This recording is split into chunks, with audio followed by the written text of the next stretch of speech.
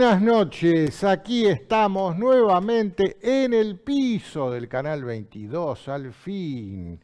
Pudiste volver, Enrique. ¿Cómo te va, Adrián? Perfectamente bien, y me alegra ver que estás mejorando de tu accidentado. Sí, así es. Bueno, esto es el interés nacional y esta sería la parte 2, de lo que iniciamos la semana pasada, acerca de este gobierno mundial que es cada vez más inminente, salvo que nosotros les digamos no, hasta aquí llegamos. Y a quien hay que decirle no, hasta aquí llegamos, no son a nuestros presidentes son simplemente gerentes, hay que decirles no, basta a los accionistas, a los dueños de la pelota. Y ese es el poder privado. Y de eso veníamos hablando, el poder público versus el poder privado. ¿Cómo es esto, Adrián? Es así y es casi un tema tabú, un tema que se evita hablar en los grandes medios, en las grandes universidades, en los grandes foros donde uno puede charlar de estas cosas, como diciendo, bueno, público, privado, eso es lo de menos. No, justamente hay que diferenciar y bien entre público y privado, porque como dijimos la semana pasada, estamos en un gobierno mundial, es más que evidente. Pero no es público, es privado. Lo público se divide horizontalmente, poder ejecutivo, poder legislativo, poder judicial. Horizontal, tres partes de un poder siempre horizontal. Pero se parece más un gobierno mundial privado a lo vertical, por ejemplo, de cualquier gran corporación, gran empresa privada, que ¿qué tiene? Los gerentes, que es el nivel más bajo, es vertical. Los gerentes, que son los que manejan todo el día a día, por encima de los gerentes está el directorio, los directores, que son los que dicen, bueno, este gerente no me gusta, ¡afuera! Tráigame otro gerente. Y por encima del directorio, que también están subordinados a una instancia vertical, a un superior, están los accionistas, que son los dueños de la empresa. De manera que cuando hablamos de un gobierno mundial privado, tenemos que abandonar esa visión horizontal de gerentes, directores, el poder judicial, poder ejecutivo y el poder legislativo, y empezar a verlo esto en forma vertical. Porque vertical nos dicen, arriba de todo hay alguien que manda. Y para eso, que es esta segunda parte del programa que estamos haciendo hoy, es distingamos entre el poder público y el poder privado. Porque vemos que hoy en día cada vez más el poder que tienen las instituciones públicas cada vez es menor. La capacidad de decidir, porque el pueblo fue elegirle presidente a fulano, no importa, no voy a hacer nombres, es un hombre de izquierda o es una mujer de derechas, no importa, es lo de menos, porque la decisión del pueblo que se manifiesta en las instituciones públicas como el Estado, en definitiva el Estado cada vez más no corta ni pincha. En los estados públicos, acá, en Estados Unidos, en Europa, son cada vez más gente que responde, mascarones de proa, aunque se llamen Donald Trump, aunque se llamen Keir Starmer, el británico, aunque se llamen Emmanuel Macron, son mascarones de proa de poderes que están detrás. Y los poderes que están detrás, íntimamente ligados a la plata, al dinero, porque lo financiero toma la última decisión en todo, ese poder financiero, ese poder detrás del trono, está prácticamente exclusivamente en manos privadas. Entonces tenemos este poder privado queriendo imponer sus intereses por arriba de este poder público. Y lo primero que hay que comprender acá, entre lo privado y lo público, un poder público, un gobierno de un Estado nacional soberano, lo único que tiene como objetivo es promover el bien común de sus habitantes, en una instancia superior, si se quiere, la felicidad de sus habitantes. En cambio, el poder privado lo único que busca, aparte de acumular cada vez mayor poder para que cada vez les resulte más fácil promover sus propios intereses, lo que buscan son utilidades. Dentro del ámbito de lo privado, lo único que se pondera es lo útil y lo que no es útil. Lo que no es útil se tira a la basura, jubilados, discapacitados. Sí, señor. Claro. Y lo que da utilidades, lo que es útil se maximiza. Por ejemplo, timba financiera. En cambio, en un Estado nacional soberano que busca promover el bien común, los jubilados, los discapacitados, la educación, la salud, son prioridades número uno. Y en un punto, todo lo que tenga que ver con el interés del privado y el interés público se dan de narices se dan. Ese es el gran dilema que tenemos que superar. Lo has dicho muy bien, Enrique, porque fíjate vos lo siguiente, el poder privado tiene como punto de concentración los pocos, los que tienen poder, los que tienen dinero o manejan el dinero o tienen la formación que les permite, bueno, ser un gran ingeniero porque tuvieron la suerte de ir a la facultad, hacer un posgrado y saber mucho de ingeniería y pueden diseñar los mejores aviones, las mejores computadoras, lo que sea.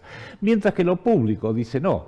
Públicos son, caso de Argentina, 47 millones de habitantes que viven en el territorio que se denomina República Argentina. Muchos son talentosos, otros no tanto. Muchos tienen buena formación, otros no tanto. Muchos son trabajadores, la vasta mayoría, pero hay un grupo chiquito que no, que prefiere robar, que prefiere vivir de lo ajeno. O sea, mientras que una empresa puede decir yo voy a armar esta empresa para que logre sus objetivos económicos y lo hago yo eligiendo las mejores personas. El Estado tiene que decir, bueno, los que son irrecuperables, porque son chorros, porque quiero el 3% de todo, o porque tiran bolsos a las 3 de la mañana sobre las murallas, bueno, hay que convivir con eso y ver qué hacemos con ellos. Ahora bien, un Estado nacional soberano no puede ignorar nada, tiene que abarcar todo, lo bueno y lo malo, lo justo y lo injusto, lo trabajador y lo vago. Por eso el Estado nacional tiene como objetivo el bien común de la vasta mayoría trabajadora, defendiéndolo de ataques externos, sí.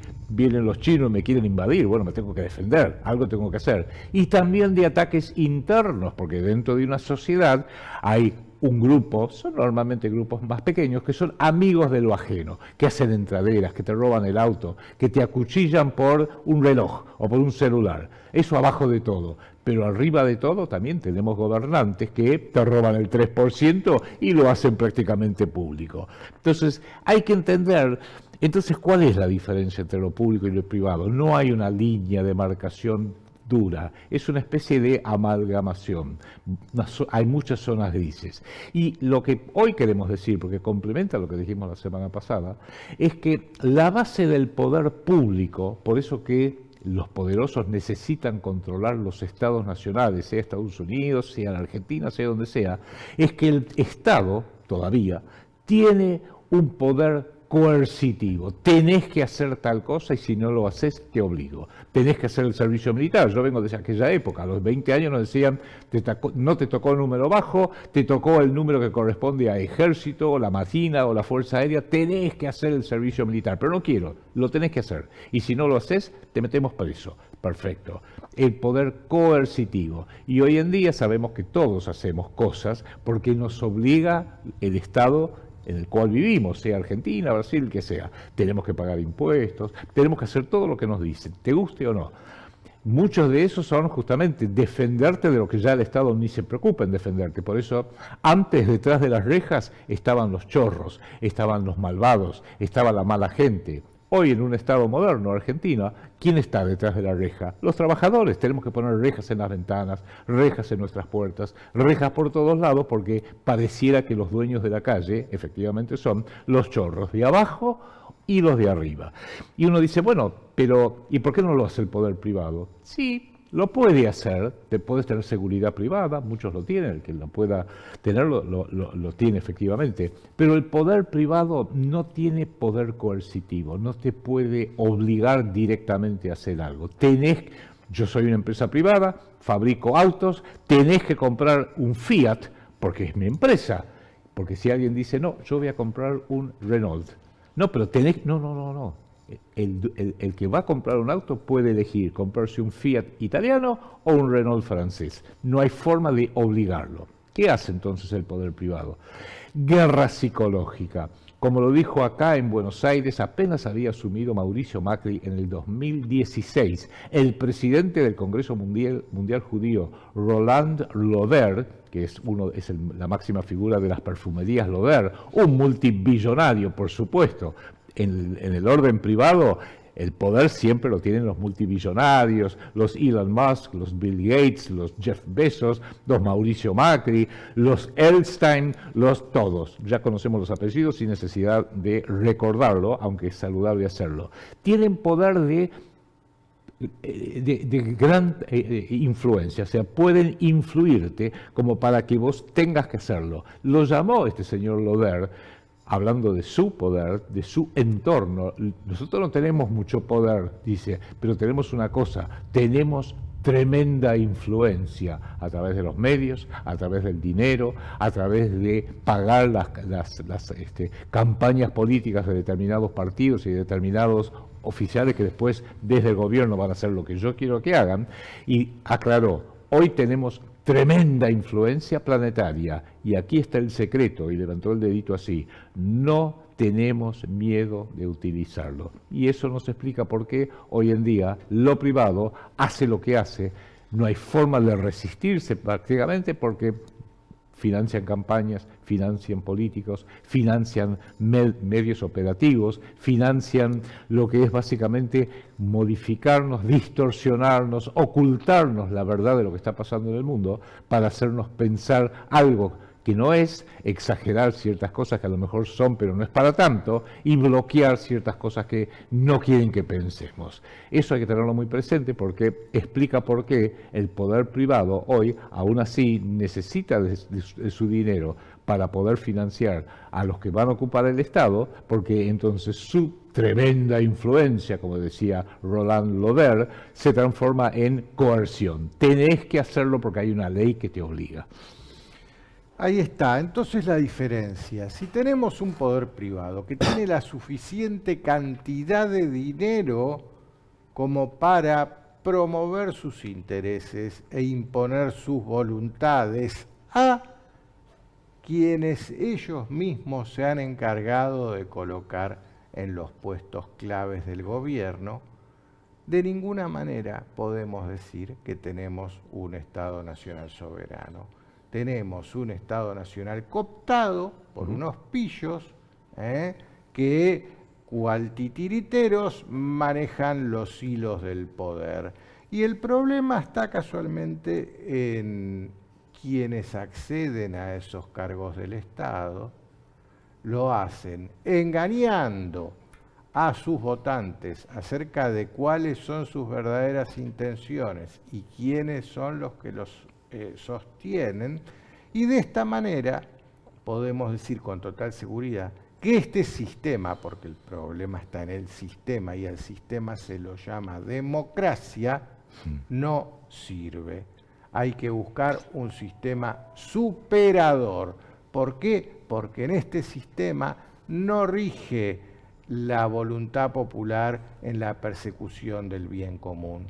Lo que rige es esa tremenda influencia de los privados sobre los personeros que ellos mismos promueven y financian para llegar a los cargos del poder. Este es el sistema.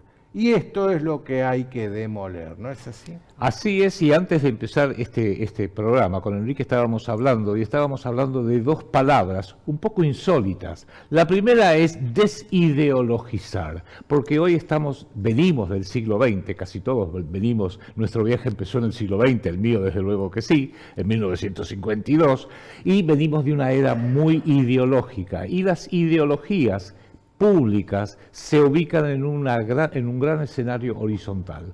O estás a la izquierda o estás a la derecha. A principios del siglo pasado, si estás muy a la izquierda, sos un bolchevique, revolucionario, violento, bolchevique, autoritario. Marxista-leninista. Marxista-leninista. Y si estás a la derecha, y en Argentina lo vivimos con los montoneros, con la FAP, con el ERP, con todos los movimientos violentos de extrema izquierda. Y si estás a la derecha, estás con la expoliación, la explotación. Sos un nazi fascista, por Dios, extrema, izquierda-derecha. Y han muerto cientos de millones de personas de un lado y del otro peleando esa falsedad ideológica. Por eso tenemos que desideologizar, porque nos estamos dando cuenta, ahora que estamos en el siglo XXI, le digo porque hay mucha gente que todavía no tomó conciencia que no estamos más en el siglo XX, con un panorama izquierda-derecha. Estamos en el siglo XXI, y el siglo XXI, podemos decir, más que ideológico, es cuántico. Tenemos que empezar a pensar... Estamos a 10 minutos de que termine el primer cuarto de este siglo XXI. Sí, señor, exactamente. Estamos casi al final del primer 25%, el primer cuarto de todo un siglo. Y hay que pensar en términos arriba y abajo. Arriba están los pocos con mucho poder, y a medida que uno se va resbalando en esta gigantesca pirámide de poder planetarios que afecta a 8.000 millones de personas, depende de dónde uno cae y dónde te ubicas. Si caes a mitad de camino, como hemos caído nosotros, y bueno, somos clase media en un país occidental, luchamos para llegar a fin de mes, luchamos para pagar las cuentas, luchamos, etcétera, pero más o menos tenemos un techo, comemos todos los días, etcétera. Pero hay otros 4.000 millones debajo nuestro, la mitad de la humanidad, que resbala y resbala y resbala mucho más, sea en África, sea en Iberoamérica, sea en Asia, que realmente no comen. Comen cuando pueden y probablemente mueran con alguna catástrofe natural o con alguna guerra o con alguna enfermedad. Realmente la pasan infinitamente peor que nosotros, con lo cual la forma de controlar a la humanidad es asegurarte, si pudiste agarrarte con uñas y dientes a esta posición en la gran pirámide, bueno, dedicar tu vida a hacer las cosas lo mejor posible o lo menos mal posible, como para que no resbales para abajo. Por eso hay que, el desideologizarlo implica que hay que pensar en términos cuánticos, que es la gran tecnología y enfoque científico del siglo XXI. Hay que cambiar el enfoque, no mirar más horizontal, sino mirar arriba y abajo. Y la otra palabra que estábamos hablando con Enrique es desatomizarnos, porque el paradigma que viene del siglo XX es que, bueno, querés gobernar, querés tener un país justo, elegí bien, hacé una buena campaña política, entendé las campañas políticas, así cuando elegís bien, porque el sistema del cual habla Enrique Romero, el programa que hacemos aparte del interés nacional se llama Antisistemismo Explícito, es idea de él.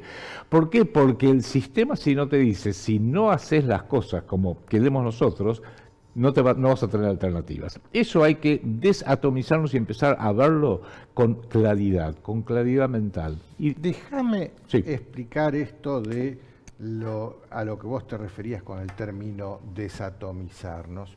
Imaginémonos una hidrolavadora, esas que están muy de moda ahora, todos los porteros las tienen para limpiar la vereda.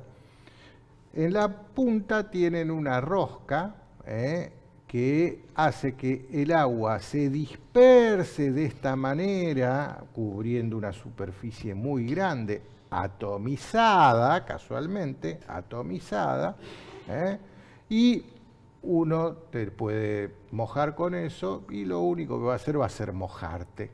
Te lo pueden rociar en la cara y te van a mojar la cara. Pero si a esa rosca se la ajusta y el chorro sale muy concentrado y bien finito, si yo te lo tiro en la cara te lastimo, y si te lo meto en el ojo te lo reviento. Sí, señor. Sí, señor. Eso es lo que hay que hacer, tener coherencia, de la atomización pasar a la coherencia como un rayo láser. Vos lo explicabas con el ejemplo del rayo láser. Bueno, esto que acaba de explicar Enrique es fundamental. Justamente, y el ejemplo que utilizó, la metáfora, por así decirlo, el golpe de agua, el chorro de agua, es lo mismo que en la luz láser. Si yo tengo una bombita de luz, las viejas, las que eran incandescentes, 50 watts, bueno, 50 o 40 watts, que era lo que había en aquella época, luz fuerte, luz y también calor. Si tocabas la lámpara te quemaba el dedo, una cosa por el estilo, porque buena parte de esa energía eléctrica se dispersó en calor. Y uno no quiere calentar la lámpara, pero bueno, se hacía así. Y con una lamparita de 40 watts podías más o menos iluminar esta pieza.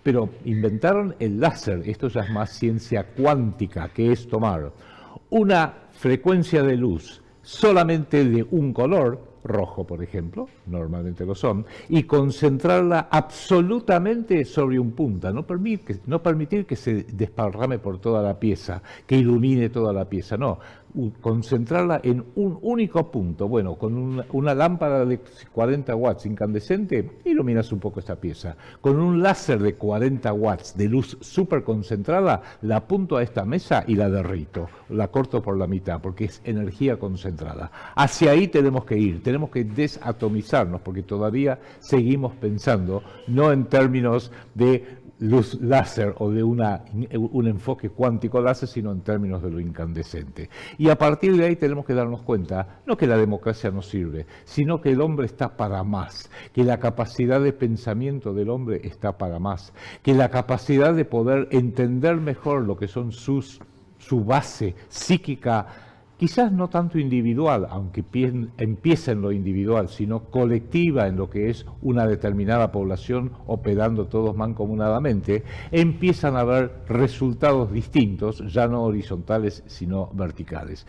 Por eso, por ejemplo, Santiago Cuño habla de la democracia confederal, que es una forma distinta de ver cómo podría organizar un gobierno público.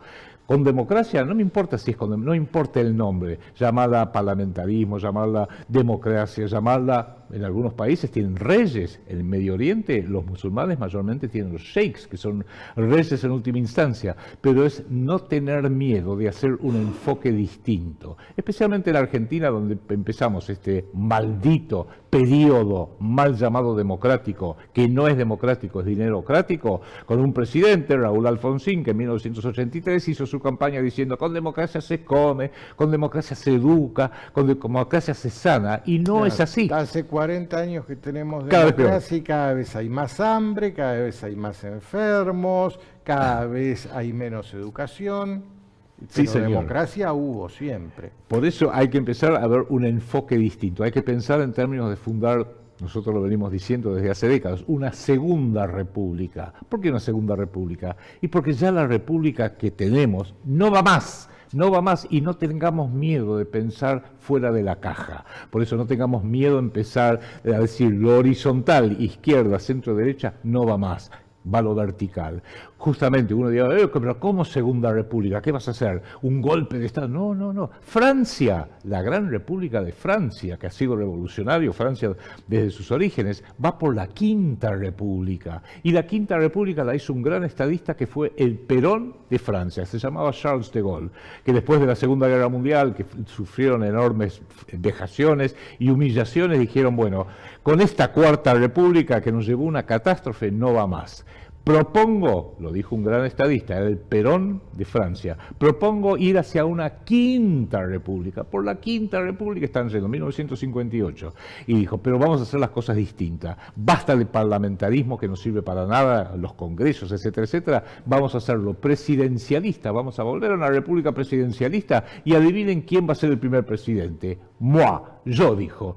Se hizo un referendo público y el 77% a Charles de Gaulle le dijo oui. Está bien, era Charles de Gaulle, era como si fuera Perón. Y aún así, cuando llegó al poder después se desfiguró porque no hay que poner una propuesta política para toda una nación o para todo un sector dependiendo de una persona. Cuando hay un único líder, es el gran líder. ¿Qué hacemos cuando se muere? ¿Qué nos pasó a nosotros? Sí, había un gran líder, Juan Domingo Perón. Y después que se murió, bueno, cuando se murió, listo, se fue todo al diablo. Y en Francia lo mismo, Charles de Gaulle no pudo mantenerse en el poder, lo echaron y mirá la Francia ahora. De Charles de Gaulle sucumbió a Emmanuel Macron. Nosotros, de Juan Domingo Perón al desastre catastrófico que tenemos ahora, que se llama Javier Milei, pero no solamente Javier Milei, Alberto Fernández, Cristina Fernández de Kirchner, Carlos Saúl Menem, Raúl Alfonsín, De la Rúa, peor, como acaba de decir. No lo dejes afuera. ¿Cómo? A Macri no a lo dejes Macri, afuera. por supuesto, cada vez peor. Por eso, esa es la idea del mensaje que queremos dar a entender. Tenemos un gobierno mundial privado y lo que eso implique. Y empecemos realmente a entender la diferencia cuántica que hay entre lo público y lo privado y cómo los pícaros que tienen todo el poder privado, donde se concentran todas las ganancias, todo el dinero, todo el bienestar, ceden todo lo que sea pérdida, deuda al gobierno público. ¿Por qué? Porque nosotros somos el Estado. Nosotros tenemos que pagarla. Si hacemos... Debemos como 700.000 millones de dólares de deuda pública en la Argentina. A cada uno nos debería corresponder como 600, 700.000 dólares. Bueno, yo quiero mis 700.000 dólares. Jamás los vi, jamás me lo dieron. Dice, no, vos no lo tenés, pero tenés que pagar. Y a partir de ahí es cuando tenemos que decir, bueno, llegó el momento de un salto cuántico, de una modificación, de un cambio en el enfoque que vamos a hacer, y esto creo que son algunas de las pautas que nos permite por lo menos ubicarnos, orientarnos y no perdernos en este laberinto moderno.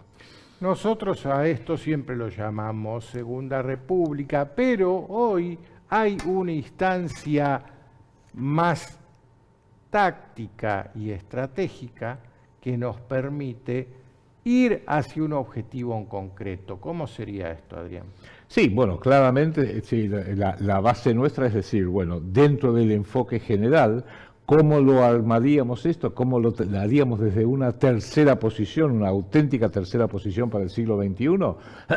Pienso que podría ser combinar lo político, refundando el país, una segunda república en el caso de la República Argentina, con el aspecto táctico. ¿Y cómo lo haríamos? Bueno, lean los 2 volúmenes de Democracia Confederal de Santiago Cunio y ahí están delineados los pasos iniciales de cómo lo haríamos, en qué momento, en qué secuencia, de qué manera. Y es sí tomar lo que tenemos ahora, no tirar todo por la ventana, sino uno tira el agua del bebé por la ventana con el bebé adentro. No, no, no. Rescatemos al pobre bebé, limpiemos el agua sucia y es trabajar mancomunadamente, no a través de ideologías que compiten, porque están a la izquierda, a la derecha, demasiado nacionalista, demasiado socialista, demasiado católico, demasiado poco católico. No, veamos en su justa proporción cuál es la medida para hacer algo coherente y les garantizo que los argentinos tenemos, nos sobran las ideas de cómo hacerlo para hacerlo y hagámoslo rápido. Es muy urgente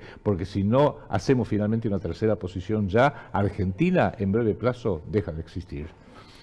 Exactamente, nombres pueden tener muchos.